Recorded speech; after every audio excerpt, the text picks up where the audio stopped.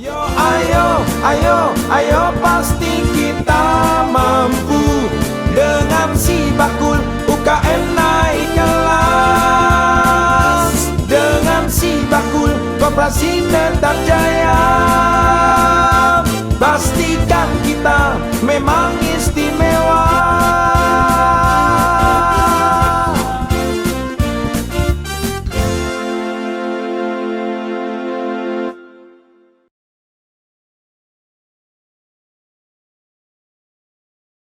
One 106.1 Jeronimo Real Sana Jogja. Halo kanca muda, apa kabar? Ketemu lagi di Sidilan, Sibakul Njajah Desa Milan Kori. Persembahan dari Dinas Koperasi dan UMKM DIY dan dipersembahkan oleh Dana Keistimewaan Daerah Istimewa Yogyakarta. Kali ini kita di tempat yang luar biasa kanca muda, di Pantai Indrayanti, di salah satu tempat penginapan yang luar biasa. Pemiliknya udah ada di sini. Nanti kita bakal ngobrol-ngobrol yang mau nginep di sini, yang mau jalan-jalan di sini. Dan tema kita di hari ini adalah tentang pengembangan desapreneur di Kalurahan Tepus. Ada apa aja sih di Kalurahan Tepus? Kita bakal ngobrol-ngobrol dengan tamu-tamu yang luar biasa. Di sebelahnya Awan ini udah kita kenalan satu-satu ya. Di paling pojok yang pakai belangkon ada Mas Imam. Halo Mas Imam, apa kabar? Alhamdulillah sehat Mas Awan. Alhamdulillah. Ketemu lagi kita ya. Iya, kayaknya kalau Mas Imam ini juga jalan-jalan kemana-mana ya. Alhamdulillah diajak Pak Wisnu nih kemana-mana ini. Ini adalah salah satu desa yang didampingi dengan metode belangkon ya Mas ya? Betul, betul. Tahun pertama kami masuk ke sini. Tahun pertama. Dan ada juga Pak Wisnu. Selamat siang Pak Wisnu, apa kabar? Selamat siang Mas Awan, di bawah perbukitan. Iya, di bawah tempatnya asik ya Pak ya? Iya, di Kelurahan Tepus. Kelurahan Tepus. Ya, iya. Ini homestay-nya yang ownernya sebelah ini Pak ya? Iya, betul. Iya. Ini tempatnya menarik banget dan kayaknya juga Pak Wisnu sering banget ya ke sini ya Pak? Kalau sering enggak tapi pernah banyak punya pengalaman di sini. Banyak punya pengalaman Iya. di sini. Oke, nanti kita ngobrol-ngobrol ngulik Iya. soal tempat ini kenapa menjadi menarik. Dan ini ada Pak Suheri, Pak Heri. Iya. Ini adalah ketua desa wisata ya Mas ya? Desa wisata Dewi Tepus, Kampus. ya. Dewi Kampus betul. Dewi Pak. Kampus, tapi bukan ini ya, bukan kampus-kampusan ya. Bukan lain. Desa Wisata Kampung Madani, Madani Tepus. Tepus, iya. Oke, ini Mas Heri ini boleh diceritain sedikit ini adalah homestay-nya apa, berdiri tahun berapa dulu? Baik, untuk homestay di sini namanya Homestay Kayu Watu. Ini salah satu fasilitas desa wisata yang ada di Kelurahan Tepus. Oke. Jadi kami itu sejak 2012. 2012 ya, ya. sampai sekarang Sampai ya. sekarang, ya. Tuh langsung aja kalau misalnya kamu ke Pantai Indrayanti sebelah kanan ya, itu Betul nanti sekali. ada homestay Kayu Watu, bisa mampir di sini. Enak, deket dari pantai, bisa nginep di 100 sini. meter saja. 100 Pantai. meter aja. Oke, dan ada juga ini yang paling cantik hari ini. Ada Bu Sulis. Halo Bu Sulis, apa kabar? Iya, halo Mas. Selamat siang. Apa kabarnya baik hari ini? Bu Sulis ini adalah ketua dari KW KW Makmur. Makmur ya. Iya. Punya produk batik ya. Iya. Bisa dicek Instagramnya di apa Bu Sulis? Kelangenan.kw Makmur. Kelangenan.kw Makmur. Iya. Itu adalah beberapa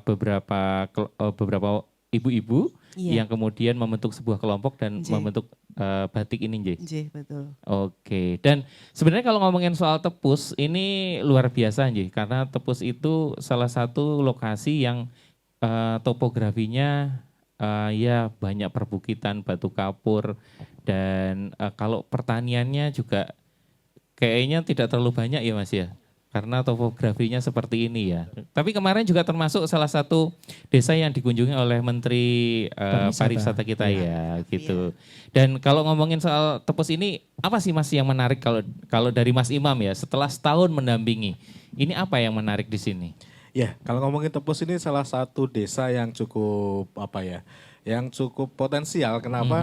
Karena memang secara wilayah dia punya pantai, kawasan wisata pantai ya, dari ujung agak sekitar Baron sana sampai ke Indrayanti. Bahkan teman-teman ini masih punya beberapa kawasan wisata yang hidden, pantai yang belum Hidden gem ya. Hidden gem. Nanti biar beliau cerita. Karena kalau kita bisa berwisata dengan jeepnya Mas Heri gitu dan kawan-kawan di sini bisa sampai sana. Kemarin kalau nggak salah rencana ada di salah satu Mas ya. Hanya saja listriknya rongono. Terus anginnya juga banyak, pada akhirnya kan pindah ke sini. Nah, karena ini kawasan wisata, kunjungannya kan tinggi Mas. Betul. Kunjungannya tinggi. Secara organik dia kunjungannya tinggi. Hanya saja gimana caranya nih kunjungan tinggi ini bisa lebih memberi nilai ekonomi kepada warga-warga di area yang sebelah utara. Karena kan seperti panjenengan tadi bilang, tipografinya kan gunung-gunung. Nah di sana tuh sebenarnya banyak pelaku usaha, banyak masyarakat yang punya produk yang cukup cukup potensial. Ada satu kampung yang dia punya perak, memang punya sedia di sentra perak. Ada sekelompok ibu-ibu yang tadi beliau punya batik dan batiknya cukup menurut saya karena kemarin sempat dapat batiknya dan saya pakai juga cukup baik gitu ya secara kualitas. Ada olahan juga dari bahan-bahan lokal, singkong dan sebagainya.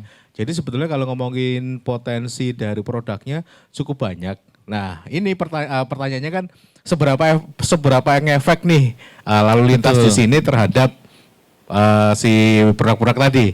Nah sampai hari ini ya sebetulnya ada impact-nya, tetapi memang saya melihat sinkronisasi ini perlu digarap lagi.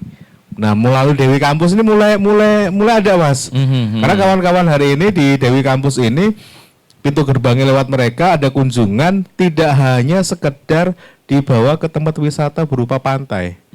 Tapi yang mereka jual itu juga paketan ke UKM-nya. Jadi ada wisata edukasinya. Jadi dikolaborasikan.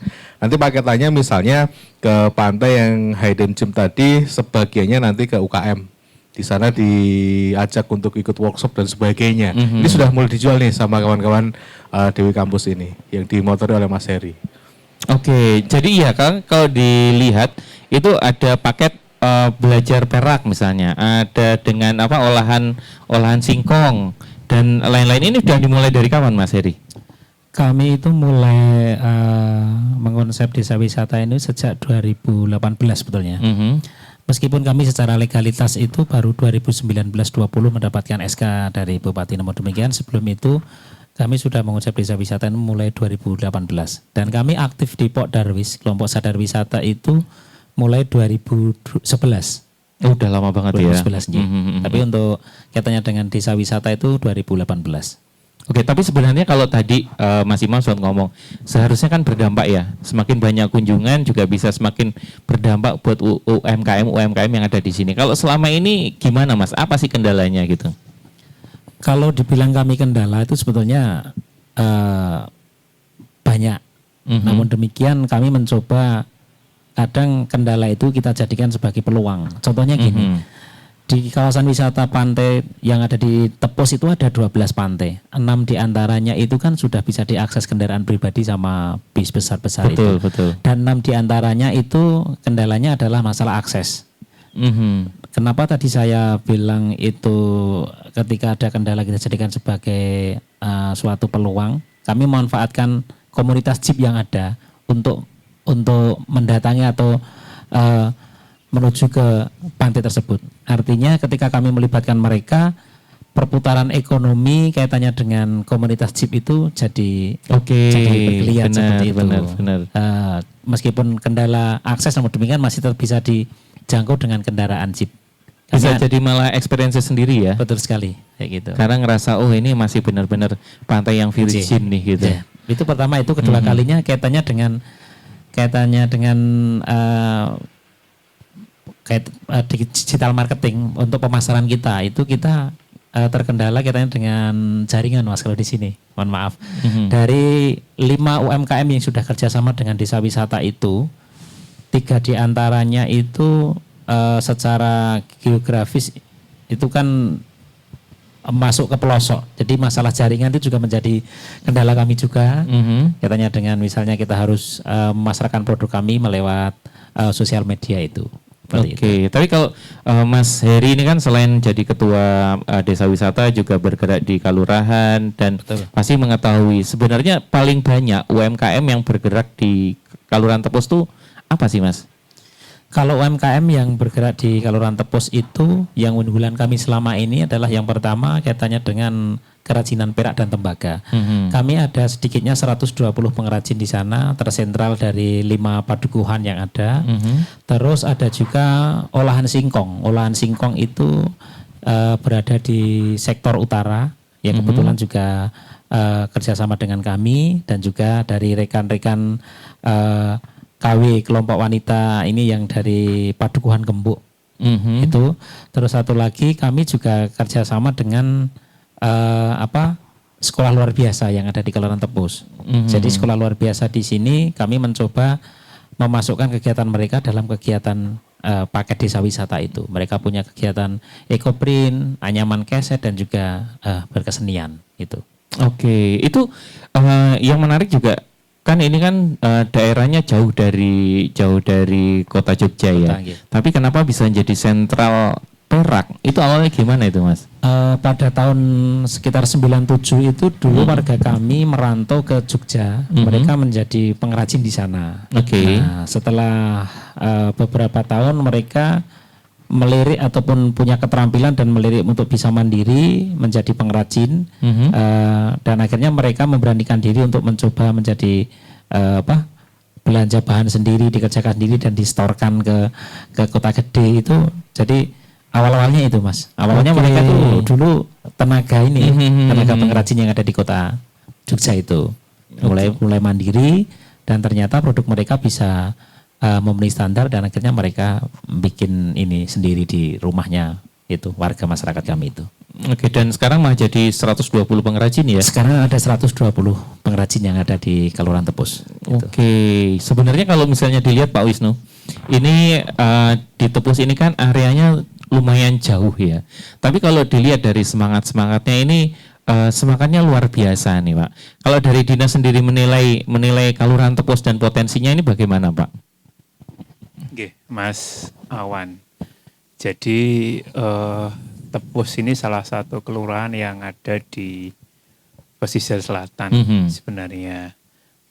Ini tahun pertama ya Mas Imam ya kita datang ke Tepus dan Tepus ini sebenarnya punya potensi yang besar sejak nama Indrayanti itu kemudian viral ya, ini ya sebagai titik ungkit dan kemudian menjadi ramai seperti sekarang. Kalau bicara tahun mungkin awal 2000 kan kondisinya masih belum seramai ini ya Mas Iwan ya. Jadi ya masih pantainya benar-benar perawan putih bersih itu kan tidak seramai ekonominya yang ada di sini. Jadi kalau dulu memang sebagian besar masyarakat pesisir selatan kan penghasilannya dari pertanian lahan kering. Saya nggak tahu sekarang itu kalau sore itu masih ada truk-truk yang ngangkuti petani nggak ya? Ya masih ada. Masih ya gitu. Ya, itu dulu itu ramai ya, kalau sore itu kayak pada keluar dari hutan terus jalan beriringan itu saya lihat itu dulu itu tahun-tahun awal 2000-an itu masih ada itu. Saya nggak tahu kalau sekarang itu. Jadi tampaknya sekarang ada pergeseran. Ada pergeseran dari agraris ke jasa. Kayak dulu neng sawah tetek ketek gitu kan ngenteni ketek ngusir ketek atau kalau sekarang ya wis mulai babat-babat alas menyongsong musim hujan tapi ketika Sabtu Minggu itu harus ya kesini gitu kan beberapa saya lihat orang-orang yang dulu bertani itu jogo tendo menawarkan dagangannya itu banyak orang Tepus yang dari sana di sisi utara padahal kan dusunnya itu agak jauh dari sini, 5 kilo, 5 apa 6 ya 5 kilo. Pedusunan di Tepus itu agak jauh dari sini. Dulu itu di awal 2000 itu kalau mau arisan di sini masih gelap, belum ada lampu sama sekali itu di sana di Bedah sana di apa namanya pantai apa itu Sunda ya itu namanya Wedi Bedah dulu itu ya itu. Karena Sundanya sudah ramai banget. Iya, ini sudah sangat ramai. Sudah sangat banget. berbeda dengan kondisi 20-an tahun yang lalu. Sehingga sebenarnya kami sudah melihat potensi yang ada di Tepus ketika titik sentra wisata Indrayanti kemudian berkembang dan mestinya punya link dan match seperti apa yang diharapkan oleh Mas Imam tadi. Ketika produk-produk katakanlah hiasan perak itu dilihat belum banyak bertebaran di sini. Ini yang linknya belum ada. Itu batik juga yang kalau ditawarkan di Pantai Indrayanti kan ya produk-produk olahan laut ya tadi olahan laut, kemudian hiasan dari kerang, kemudian hasil bumi yang ada di sekitar sini itu masih bertebaran dari keripik rumput laut. Itu tadi saya lihat, kemudian kacang-kacangan, kemudian yang masih hasil bumi ya, yang dari umbi-umbian itu cukup banyak itu, kemudian pete itu tadi dasarnya mana dari hutan ditebus. Dan yang mestinya ketika teman-teman yang ada di desa Kelurahan Tebus ini punya komitmen untuk mengembangkan satu produk tertentu, ya nanti mestinya punya link dengan titik ini. Karena tidak semua kawasan kelurahan itu punya kelebihan seperti di Tebus ini. Ini jadi Indrayanti sebagai sebuah titik penting, titik pertumbuhan ekonomi yang ada di salah satu pesisir pantai selatan yang mestinya punya link terkait dengan pengembangan apa yang ada di sekitar pedusunan Tebus. Kan dusun Tebus banyak sekali Mas, ada betul. Tadi mana Gembuk. Ada 20 gitu. Iya, ada 20 ya, ada Tebus saja Tebus 1, 2, 3 tuh. Terus di timurnya Tebus ada Blekonang tadi Mas Imam tanya yang di mana sentra Perak itu belum, yang di timur lagi, yang utaranya ada lagi. Utara itu apa ya Mas, yang di utara pedusunannya itu? Budak Pakel itu, kemudian kalau yang di sini ada Singgel itu kan juga dekat ya, itu yang ini yang yang membuat sebenarnya potensi yang ada di kawasan pedusunan Tebus yang ada di utara, di tengah gitu kan, itu nanti mestinya punya link dengan titik penumbuhan yang kebetulan juga berada di wilayah Kelurahan Tebus itu sendiri. Dan ini sebenarnya kalau ada produk-produk itu link dengan mungkin di salah satunya di sinilah di atau di sentra-sentra ekonomi, toko-toko yang ada di Pantai Indrayanti ini minimal ada showroom-showroom kecil yang memungkinkan bisa menjual produk-produk Tebus. Ya tidak hanya di kota gede saja, kalau bisa bicara Perak, mungkin juga nanti ada mungkin gerai-gerai Perak yang ada di Indrayanti ini sebagai tempat untuk mempromosikan itu ya hiasan-hiasan Perak warga yang ada di sini kan. Selama ini Perak yang ada di Blekonang itu kan dipasarkan di kota gede kalau nggak salah ya. Nah ini yang menjadi bisa tidak peluang-peluang itu kemudian tidak jauh, tapi meskipun sudah ada pasar di sana, tapi bisa loh membangun. Jadi ciri khas sendiri itu ya pasar baru. Sebenarnya ciri khasnya juga sama kota gede dengan yang di Blekonang, dan itu sudah lama sebenarnya, sudah sejak lama masih mau sebenarnya, dan ini tinggal kita memoles saja sebenarnya. Yang kalau berkomitmen nanti mengembangkan industri perak yang ada di Blekonang menjadi salah satu destinasi unggulan, termasuk batik juga nanti skemanya seperti apa ya mungkin dari awal bisa tidak nanti katakanlah kelurahan atau Dewi kampus ini punya seragam batik khas Tebus gitu. Kelurahan juga batiknya khas itu, nanti biar dijelaskan saja batik itu kan punya karakter ya wilayah itu ya, ini yang nanti yang khas Tebus seperti apa itu kan, apakah mantep yang pupus, jangan sampai mantep yang pupus itu kan dulu ceritanya kan kalau ceritanya Tebus kan pelariannya dari Majapahit itu menyerahi yang Tebus ini, kemudian ini cerita legenda-legendanya seperti itu. Ya minimal dengan adanya ini Indrayanti ini minimal sudah bisa meningkatkan kesejahteraan masyarakat yang ada di Tebus, dan ini memang real. Ya ini dengan banyaknya homestay, kemudian warung-warung. Saya yakin teman-teman yang ada di Tebus itu warungnya tidak hanya di Indrayanti saja. Benar. Mungkin di Pansela di sekitar, mungkin ada di Pok Tunggal atau di mana di Tunene itu ada ya, Watu Nene ya itu dulu. Itu atau mungkin yang di paling timur sana apa Mas pantainya itu yang di tebing itu yang Pantai Beling. Beling ya, atau Celuaan itu ada ya. Celuaan itu ada ya, itu yang menjadi karena Tepus destinasinya sangat banyak sekali. Dan saya tidak tahu apakah semuanya nanti akan dieksplor, karena jangan sampai nanti yang ada itu eksploitasi. Yes, yang pengen yang mendapatkan manfaat ya teman-teman yang ada di Tepus. Ya ini desa wisatanya yang minimal bisa mengkoordinir ini, yang bisa mengkoordinir, apalagi nilai plus lain selain itu ya adanya CCLS ini.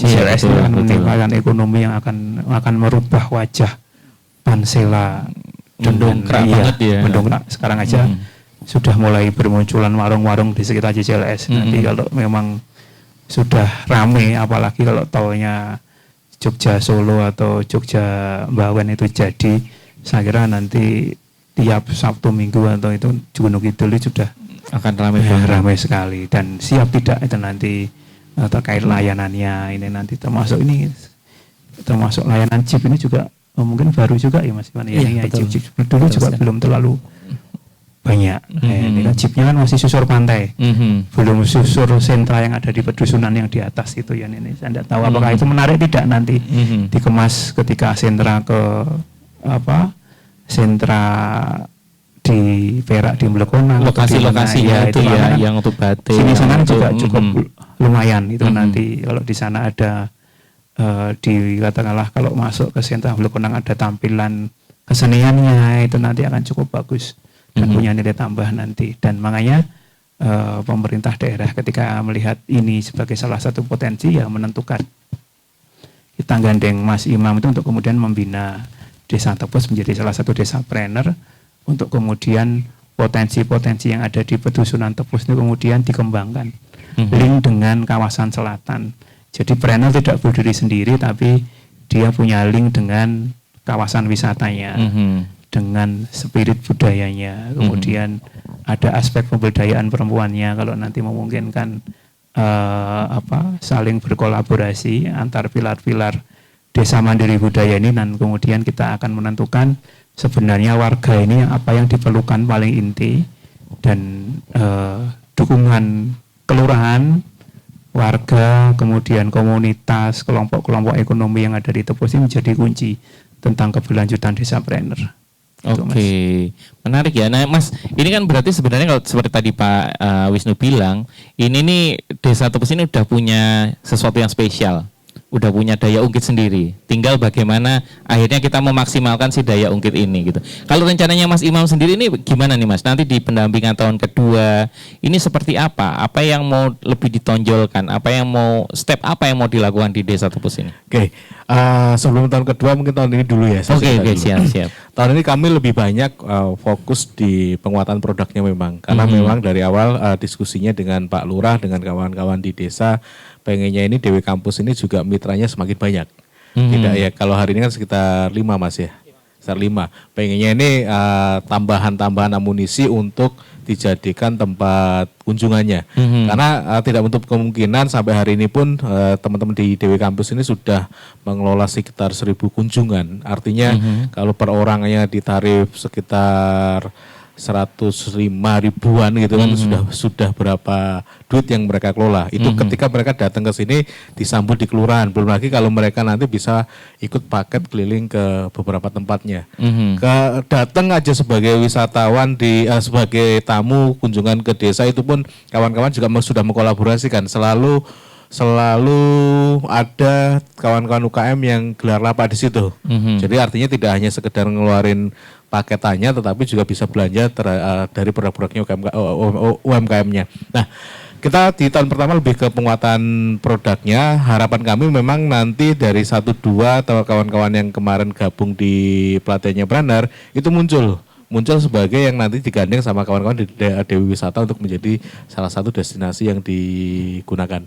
Nah, selain itu tahun ini Tepus ini kebetulan cukup kalau di ranking ya di desa kami, kalau di ranking jujur aja kami menilai Tepus ini salah satu yang terbaik lah. Jadi karena mungkin aksesnya jauh, jadi semangatnya ini ketoro Mas. Betul. Ketoro. Gayeng ini di grupnya pendampingan Tepus itu gayeng. Setiap pendampingan selalu rame. Target kami di tahun kedua baru kita bentuk organisasinya, baru untuk penyiapan kelembagaannya. Mereka tahun awal sudah Sudah siap. Sudah siap dan sudah mulai punya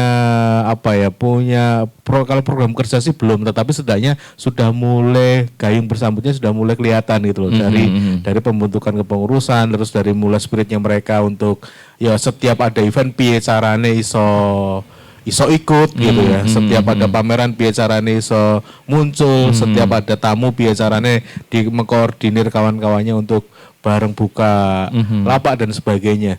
Nah, dari proses-proses itu tentu saja ya ke depan pengennya kami memang piye to carane biyen audien yang ke area pantai ini bisa ke grabbing gitu loh. Tidak hanya sekedar mereka ke pantai habis itu langsung pulang, atau mungkin kalau nggak bisa ditarik ke sana, atau gimana caranya produknya yang ditarik ke sini. Bayangan kami seperti itu. Karena mau tidak mau kan, karena memang pusatnya ada di area sini. Orang datang ke sini lalu lalang setiap harinya. Tadi saya berangkat dari Sedayu ke sini, yang menuju ke sini itu juga nggak sedikit loh. Bahkan ramai tadi di jalan. Artinya peluang pasarnya ada di rumah sendiri, di kawasannya sendiri. Nah, syukur-syukur nanti saya nggak tahu nih ke depannya kawan-kawan di Tepos bisa duduk bareng. Bisa nggak nih kalau orangnya nggak bisa ditarik ke sana, ya paling nggak produknya yang ditarik ke sini. Meskipun ya PR-nya berikutnya adalah saya melihat produk-produknya kawan-kawan ini perlu banyak di manage, karena sebagian besar kami menilai ada yang overprice, ada yang belum begitu baik untuk secara kualitas dan sebagainya. Nah, artinya ketika kita ngomong ke segmen wisata, ya mau tidak mau kan kita harus menciptakan produk sesuai dengan kantongnya mereka kan. Kalau ngomong ke olah-olah ya harus tahu psikologinya kira-kira di harga berapa. Jangan sampai ini kemurahan dan jangan sampai ini kelarangan. Terus juga lihat dari sisi kualitas, kalau untuk segmen wisata harusnya gimana. Nah, ini PR kami berikutnya ke kawan-kawan pelaku usaha di Tepos ini. Tapi harapan besarnya tentu karena memang sentra lalu lalang sini, kalau malam juga masih ramai Mas. Saya sempat nginep di sini 2 hari kalau nggak salah, kemarin 2 malam waktu pelatihan Pak, karena jauh dari kota Pak, kami nggak efektif bolak-balik. Akhirnya dia Mas Heri gitu minta nginep di sini.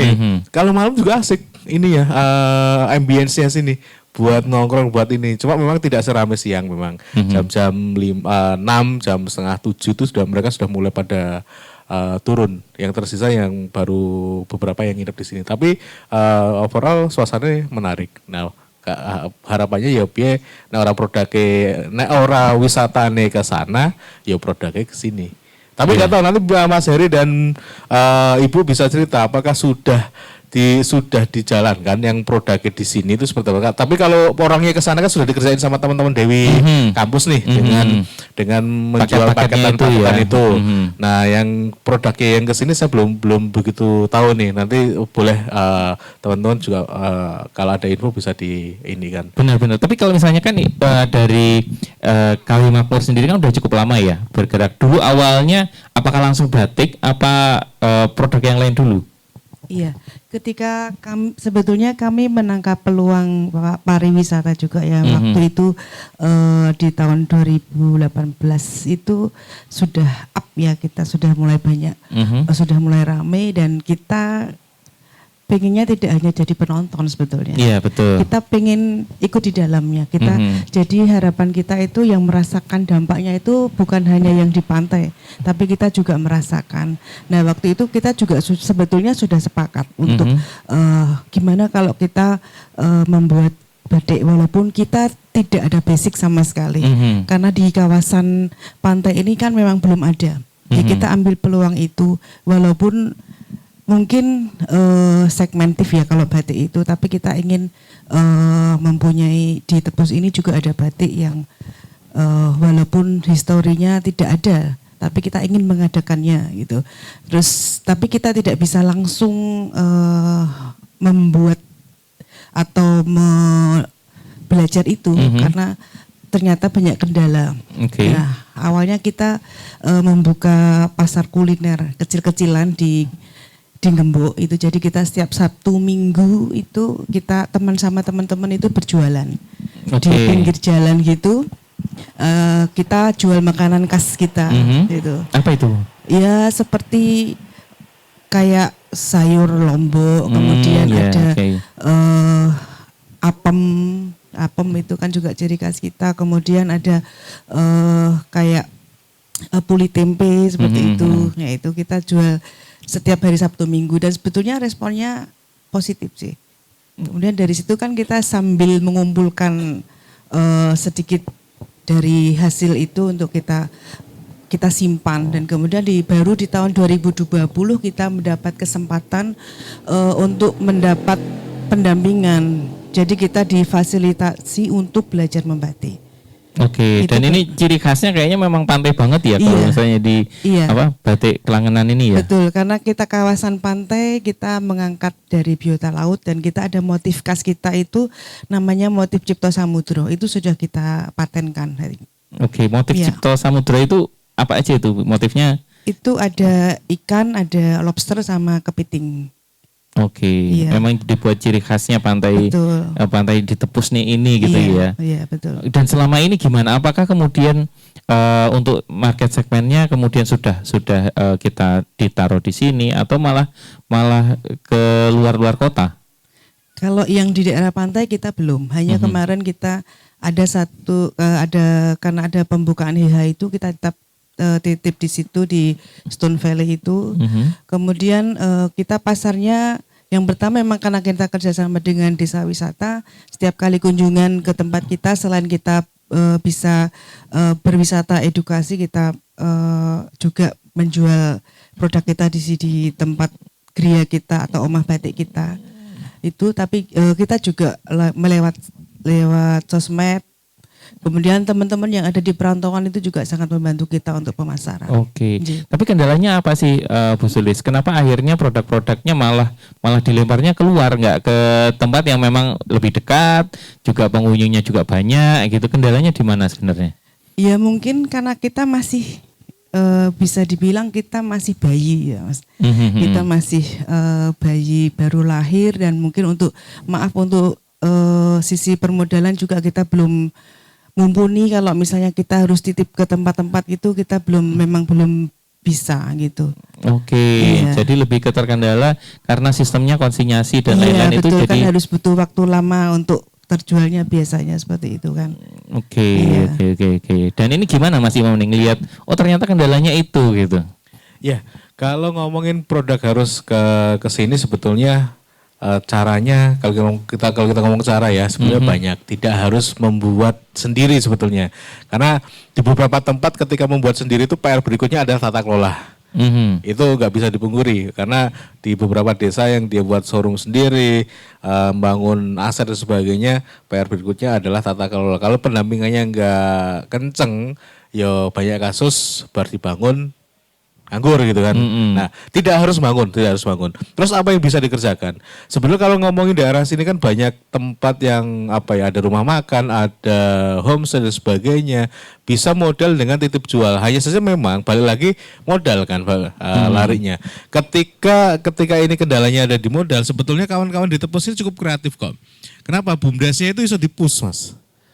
Iso di-push untuk juga penyertaan ke UKM ya janjane gitu loh. Tinggal bagaimana nanti duduk barengnya nyari celah ngatasi akses permodalan nih. Karena memang kalau titip jual kan pasti butuh modal ngendap dan sebagainya. Mau tidak mau kan harus disolusikan itu. Tapi saya pikir teman-teman terus harus bisa lah. Karena ngelihat apalagi hari ini yang di desa itu kecenderungannya yo cah-cah enom, yo do kreatif, yo do pengennya majunya cepet gitu loh. Benar. Janjane yo nek masalah bab itu iso digolekke dalam tanda kutip golekke coro gitu loh. Benar. Berikutnya adalah pertanyaannya kan piye biar kita bisa kerjasama dengan mereka ini di sepanjang pantai. Nah itu pertanyaan berikutnya yang harus diselesaikan nanti lewat kelembagaannya si Desapreneur. Mau nggak mau mereka harus metani mana tempat yang potensial untuk bisa memasarkan produk. Pasca itu harus mampu untuk ngajak kerjasama ke tempat-tempat itu. Itu kalau nanti opsinya adalah tidak bangun. Kalaupun bangun ya balik lagi asetnya ada enggak. Terus PR-nya berikutnya ya tata kelola. Nah, kalaupun bangun ya PR kami nanti Pilmas TK ini bisa jalan gitu. Tapi opsi bangun itu menurut kami ya tidak harus sih Mas. Tapi Kemaksimalan BUMDes itu sebenarnya saat solusi yang efektif Solusi yang ya. efektif, solusi Jadi yang kayak efektif. BUMDesnya jadi market hub-nya gitu ya. Betul. Cuma memang kondisinya BUMDes di Tempus ini masih bayi juga Mas, tiba-tiba ini. Ya dilalai ikut pendampingan dengan kami juga Pak. Jadi coba kita buka mindsetnya dan maksud kami ya nanti kawan-kawan trainer itu kalau ngomongin bisnis ya harusnya BUMDes nih yang bisa lari kalau Iya, kolaborasi betul. dengan kawan-kawan Dewi Wisata. Dewi Wisata sudah ngerjain. Nah ini BUMDesnya nih, BUMDesnya yang setidaknya peluang pasarnya yang harus mereka tangkap. Iya, mereka bisa jadi market hub-nya, bisa menampung, bahkan kalau BUMDes kan buat merek juga boleh Bisa, kan gitu kan, bisa. buat merek terus jadi teman-teman ini produknya yuk kita QC-nya lah gitu ya, kita Ibaratnya mereka pasarkan di nggak sini. perlu mikiri produksi kan. Mhm. Produknya kawan-kawan UKM wis akeh gitu loh. Ngomong ke kualitas ya tinggal nanti pendampingan dari planner. Fungsinya kan untuk itu. Piye kualitasnya, piye packagingnya, piye legal dan sebagainya. Selesai di situ maka penyiapan pasarnya harus ditangkap sama si BUMDes ini. Yang dilalai ya mereka ini juga ikut ke pendampingannya planner. Jadi kolaborasinya ya nggak hanya si UKM-nya aja, BUMDes juga terlibat aktif di dalam itu. Ya harapan kami ke depan tahun 2, tahun 3 itu sudah mulai kita coba dorong ke sana Mas. Oke, tapi kalau misalnya ngomongin soal Dewi Kampusnya sendiri, ini mengelola berarti anggotanya termasuk semua pelaku wisata di pantai-pantai ini, Mas? Jadi untuk pengelolaan yang di kawasan wisata pantai itu menjadi semacam unit Mas. Dalam arti gini, dalam arti ketika kami menjual paket desa wisata berupa paket wisata edukasi dari UMKM dan kesenian, budaya dan yang lain itu, salah satunya nanti kan ada kunjungan yang kami bilang jelajah Pantai Perawan itu. Oke. Nah, dari situ kami ada semacam kerjasama juga dengan yang lebih kepada Pak Darwis pengelolanya yang di situ, bukan lebih kepada ini, tapi kepada Pak Darwisnya, itu yang pertama. Terus yang kedua kalinya sebetulnya desa wisata itu adalah unit usahanya BUMDes. BUMDes kami. Oke. Salah satunya di tahun 2022-2023 itu dari BUMDes sendiri penyertaan modal kepada kami, kepada desa wisata, yang pada saat itu memang kami pengen mengembangkan desa wisata, kami butuh fasilitas macam kayak alat untuk dokumentasi, terus kelengkapan, ada kursi, ada ini dan yang lain. Salah satu usaha kami adalah mengajukan supaya nanti ada penyertaan modal dari BUMDes. Nah, dari penyertaan modal itu sendiri kami ada semacam kesepakatan. Jadi kami ada bagi hasil ketika memang ada laba dari kegiatan desa wisata itu 15% masuk ke BUMDes. Itu yang sudah kami lakukan saat ini dengan kerjasama dengan BUMDes itu sendiri. Karena sekalipun dari alokasi dana desa itu salah satunya prioritas adalah pengembangan desa wisata. Namun demikian kalau lewat BUMDes itu kan secara ininya lebih enak gitu. Iya, betul. Bertanggung jawabannya lebih enak. Kenapa kemarin kami dari BUMDes itu penyertaan modal ke Dewi Kampus. Berarti Seperti malah itu. lebih enak ya, karena Dewi Kampus sendiri ternyata ada di bawah Di bawah BUMDes. BUMDes-nya, Kami ya. ada di bawah BUMDes. Salah satu unit usahanya BUMDes kami. Oke, Mas, kalau misalnya sekarang tadi kan bentuk paket-paket ya.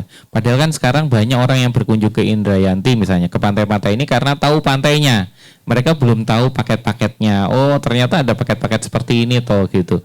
Selama ini promosi apa sih yang dilakukan untuk akhirnya nge-push supaya orang bisa milih paketnya ini gitu?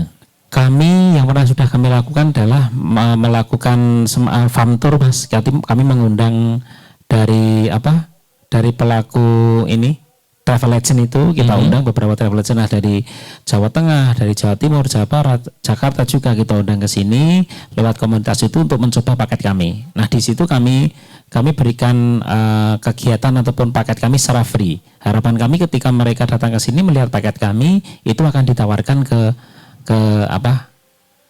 keluar kayak gitu. Itu yang pertama usaha kami. Kedua kalinya kami juga ada sosial media, ada Instagram, YouTube juga ada, itu sebagai fasilitas sebagai cara kami untuk mengenalkan desa wisata Tempus itu keluar lebih luas lagi kayak gitu. Itu yang selama ini kami lakukan. Tapi yang jelas sekali lagi efek dari anugerah desa wisata kemarin, kebetulan kami tahun 2022 itu menjadi juara 2 anugerah desa wisata tingkat nasional kategori souvenir. Itu menjadi salah satu pengaruh besar banget ketika orang datang ke desa wisata Tepus ternyata dari berita itu gitu. Betul sekali itu. Jadi saya pikir karena dari Kementerian Pariwisata juga selalu mempromosikan atau paket-paket kami, dari situ kami banyak dikenal dan banyak yang datang ke sini karena ADWI tersebut. Oke, kalau terus kemudian untuk tindak lanjutnya pengembangan souvenirnya itu sendiri gimana itu Mas kalau dari Pok Darwis itu? Kalau kami untuk pengembangannya adalah harapannya dari masing-masing UMKM yang sudah kerjasama dengan kami, mereka kita selalu dorong untuk selalu berinovasi, kita dorong selalu seperti yang dilakukan teman-teman dari Ibu Sulis ini dari batik itu selalu istilahnya meningkatkan kualitas produknya, terus selalu membangun jejaring yang lebih luas lagi agar nantinya yang kita jual dari hasil mereka, dari produk mereka itu layak untuk bisa kita pamerkan kayak gitu Mas. Gitu. Oke, kalau yang waktu itu yang jadi yang dibawa sebagai juara 2-nya itu apa itu Mas? Yang kerajinan perak itu atau? Iya, kerajinan perak kemarin. Kerajinan perak tembaga itu yang kemarin menjadi salah satu souvenir yang ditonjolkan di Tepus itu. Karena mungkin di sini juga pengrajinnya sudah banyak juga. Jadi mungkin itu menjadi salah satu kriteria penilaian kenapa kami masuk dalam kriteria souvenir kemarin. Tuh. Oke, dan kalau misalnya dengar-dengar omsetnya juga udah luar biasa loh ya. Padahal di daerah Tepus tapi omsetnya bisa tembus ratusan juta gitu ya. Itu luar biasa. Ini Pak Wisnu bagaimana ini Pak Wisnu melihat sebenarnya kan sudah terkonek ya Pak ya. Tinggal akhirnya seperti Pak Wisnu tadi bilang, ini tinggal dipoles dikit, disenggol dikit, ini kayaknya bisa melejit nih Pak. Sebenarnya branding Tepus terkait dengan produk unggulan perak atau mungkin batik ini perlu perlu diklik saja ya Mas Imam sebenarnya, tinggal cuman tidak banyak orang tahu kalau di Blegonang itu sebagai salah satu sentra.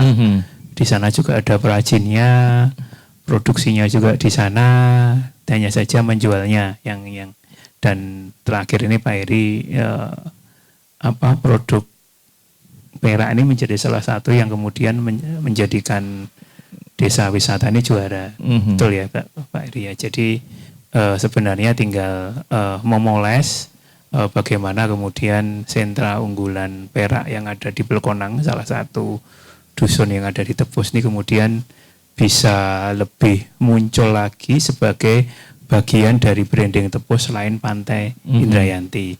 Nah, makanya nanti Mas Imam bisa mendesain ini, dan ini tidak bisa instan memang apakah nanti sentranya itu mau di branding di Blegonang atau di Kelurahan Tepus atau di titik-titik mana yang nanti disepakati oleh elemen-elemen yang ada di warga sini, karena yang mendesain dan merencanakan diupayakan aspek pemberdayaannya muncul ini yang kita, jadi tidak top down dari pemerintah daerah tapi mimpi-mimpi itu dibangun dari mereka sendiri.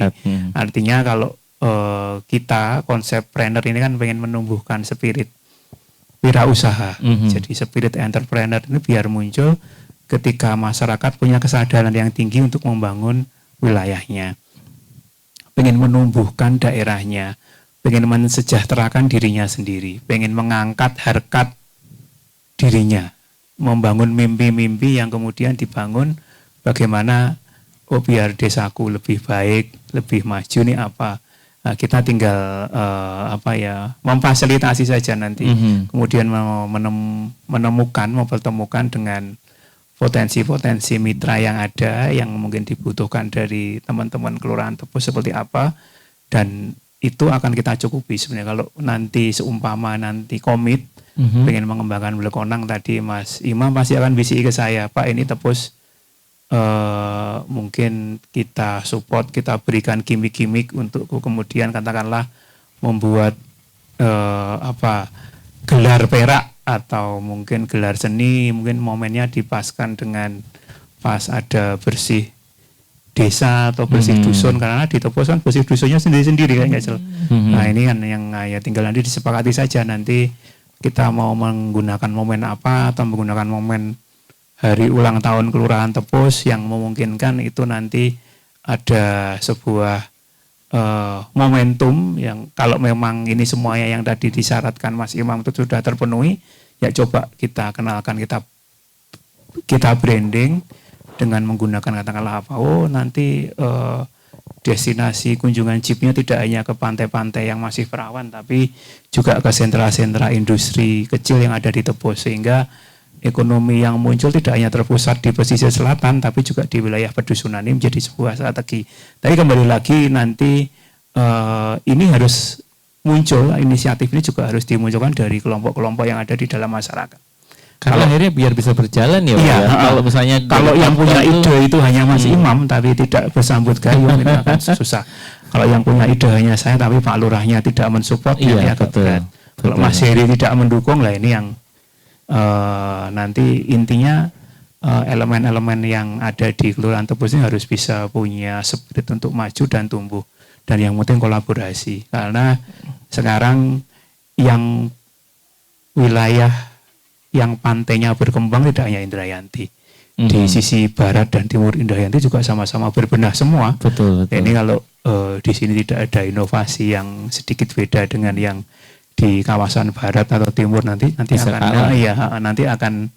akan kok sama juga ya, tapi yang beda apa yang ada di Tepos ini. Mungkin jeepnya ada kunjungan di sana ada tarian mungkin zaman Majapahit, mungkin istilahnya didebusi seperti itu Mas, mungkin didesain. Iya betul. Didesain seperti betul. itu yang membuat kemudian memori orang itu, ini loh ternyata ada tarian, meskipun itu mungkin tariannya kontemporer, tapi bisa didesain dengan legenda-legenda yang ada di itu, karena cerita legenda di Tepos cukup banyak sekali, dan ini perlu dieksplor sebenarnya terkait kearifan dari kearifan lokal yang ada di Tepos, ketika kemudian teman-teman Mas Heri itu bisa mendesain ini.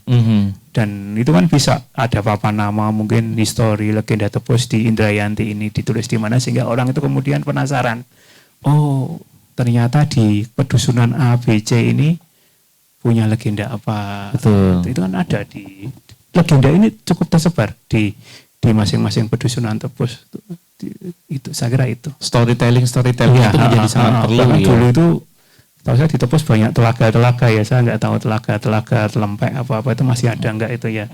Masih ya itu yang di utara itu, di mana utara dusun Mas Jeruk itu ada telaga juga dulu tuh yang itu kan ada pohon aja itu ya di dusun paling utara itu yang katanya dulu tempat Prabu Brawijaya Mukso, itu kan bisa didesain cerita seperti itu. Betul. Dalam bentuk tari-tarian masa kini, tapi kontennya tetap konten lokal. Ini kan kemudian menarik orang untuk berkunjung di sana. Nah ini yang kemudian bisa didesain menjadi salah satu kawasan. Syukur-syukur dibuat desain baru. Oh itu mungkin peraknya itu ya perak zaman Mojopahit, kalau dibuat mau dimodifikasi ceritanya ditambah-tambahkan biar keingintahuan seseorang itu tidak hanya berhenti di Indrayanti saja, tapi juga ada di Teposnya itu kan. Ketika dia berjalan di Tepos kan nanti tim Dewi seperti Mas Heri ini kan bisa bercerita kemana-mana nanti ini, sehingga memori ini akan membuat orang kemudian ingat dan menceritakan kepada yang lain tentang ini loh Tepos adalah mutiara masa lalu yang ternyata masih ada. Ini cuma pancingan aja Mas Heri. Betul. Kan. Tapi itu sebenarnya sudah ada dari namanya kan Dewi Kampus, Madani, ya kan itu budaya juga ya gitu. Bagaimana wisata dibalut budaya ini menarik loh Mas Heri ini. Ini jadi apa ya? Jadi mungkin malah market segmennya bisa orang luar negeri lebih banyak bisa datang ke sini, experiences-nya yang dibeli, yang dilihat itu malah bisa lebih luas ya. Ini nah kalau Mas Imam ini kan juga tadi Pak Wisnu sempat bilang kolaborasi. Nah, sebuah desa, sebuah kelurahan itu kan juga bisa lebih melejit ketika mungkin di sekitarnya, di kelurahan-kelurahan sekitarnya juga punya potensi yang bisa mendukung ya. Ini kalau dari Tepus sendiri kanan kirinya kelurahannya seperti apa Mas? Apakah kemudian bisa menjadi ada lokasi-lokasi yang bisa support sekali dengan perkembangan di Tepus ini? Kalau itu sebelum Pak Wisnu lebih paham tentang itu ya. Karena malah lebih paham atau lebih ngerti tentang Tepus banget gitu Pak Wisnu.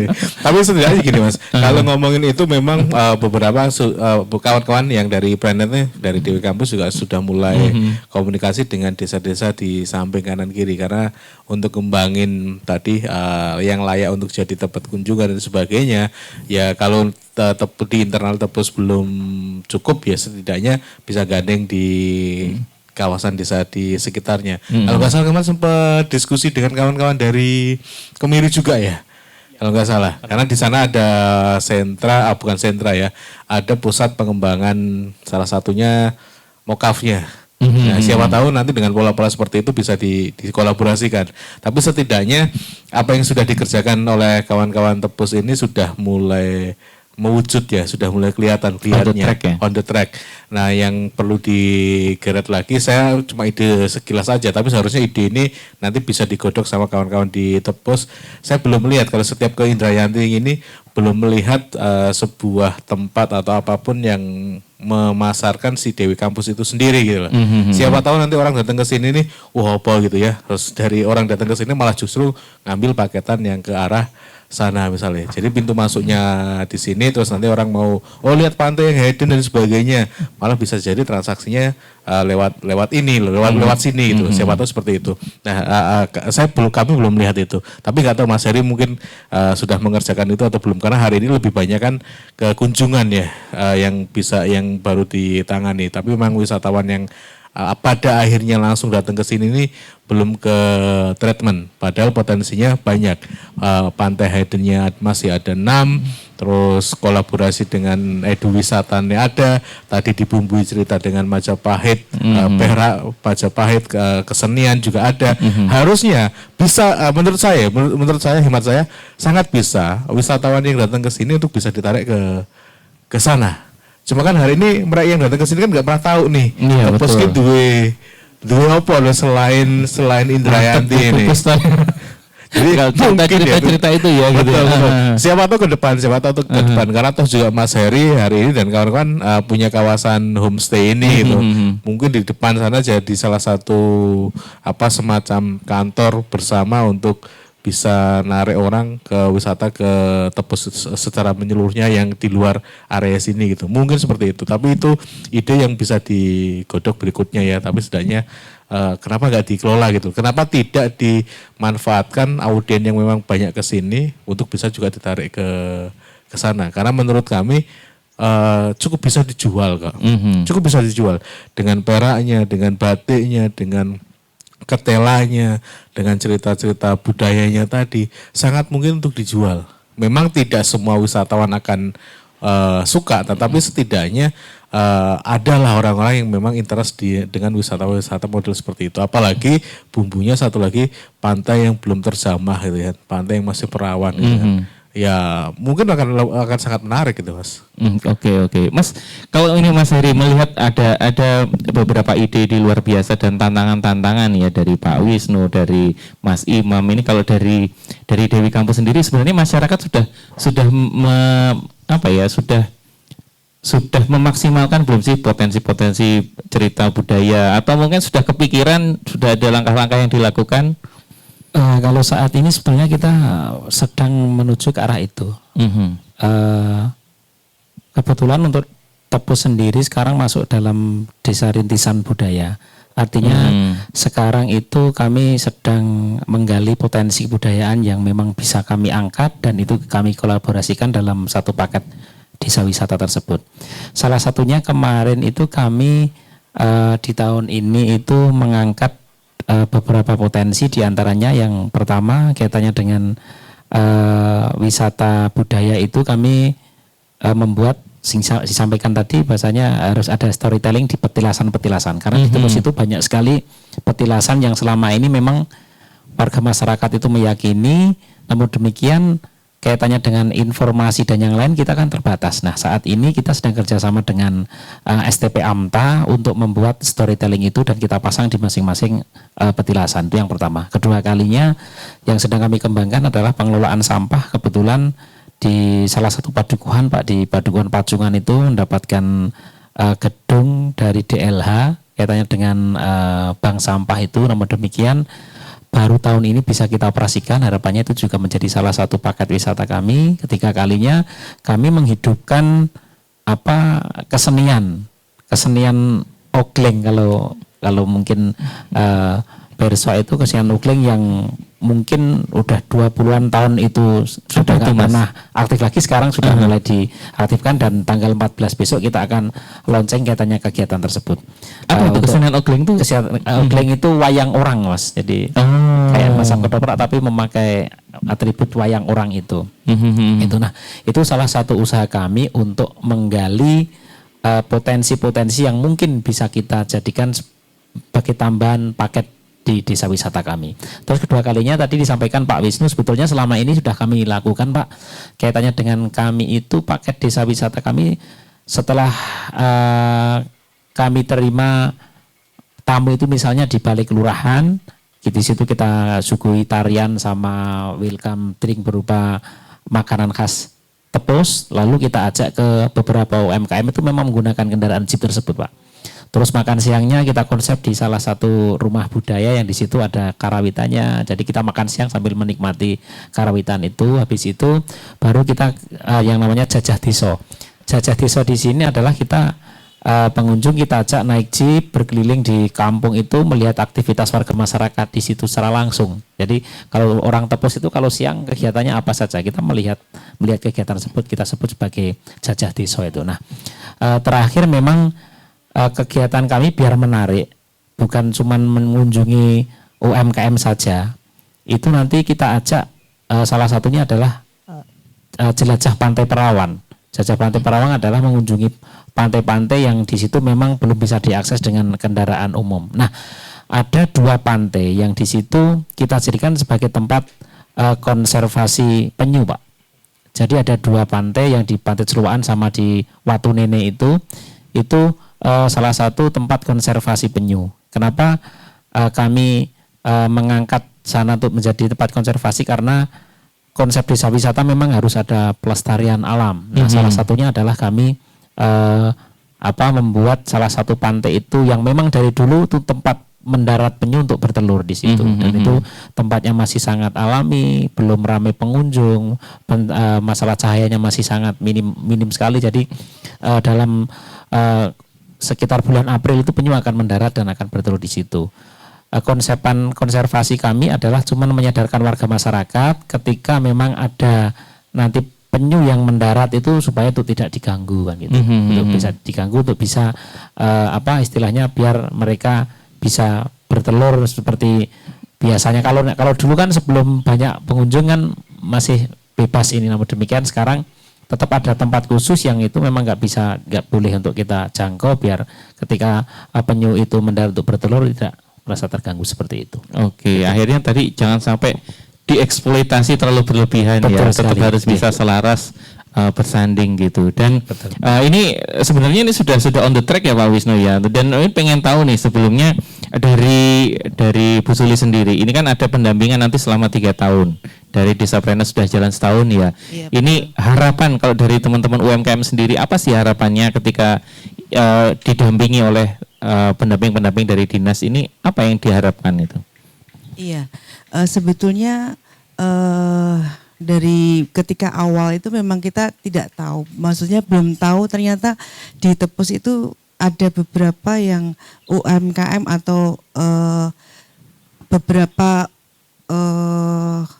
orang yang punya usaha tapi belum kelihatan. Nah di Desapreneur itulah ternyata kemarin banyak sekali ya, dari yang tadinya kita mungkin hanya beberapa, kemarin sampai ada 30-an lebih yang sudah bergabung di Desapreneur.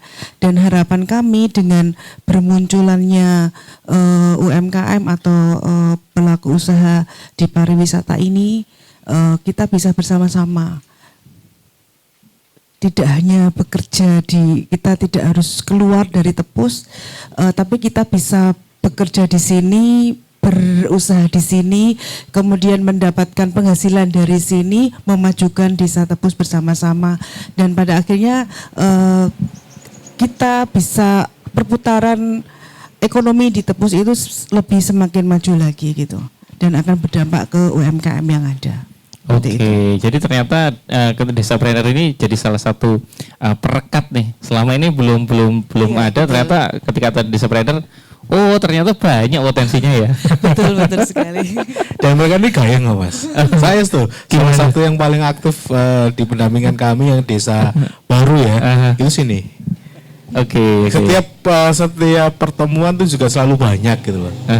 Bahkan tanpa harus menunggu komando tuh mereka sudah mengkomandoi dirinya sendiri gitu. Artinya sebetulnya niatnya kawan-kawan dari Tepus ini secara karakter dan apa ya, niatnya mereka sebenarnya sangat baik, dan progresnya pun juga baik.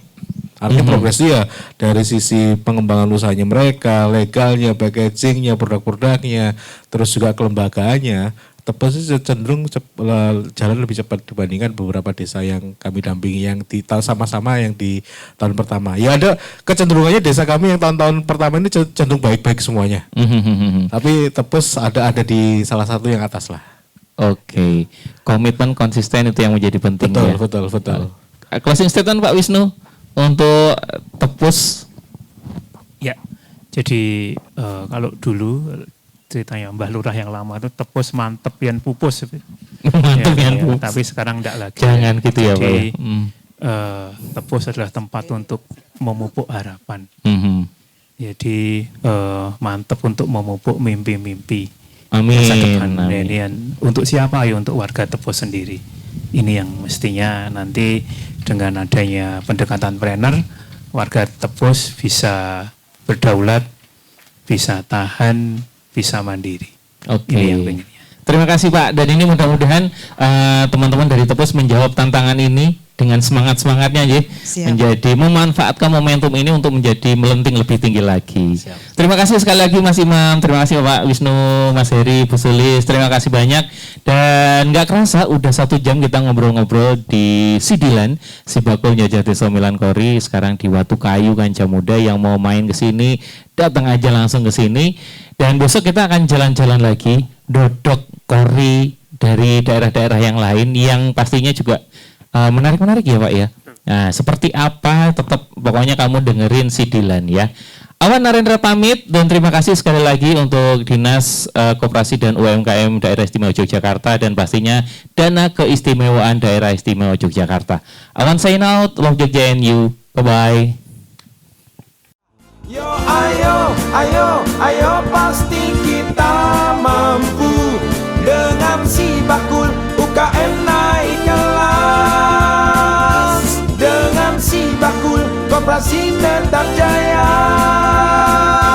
pastikan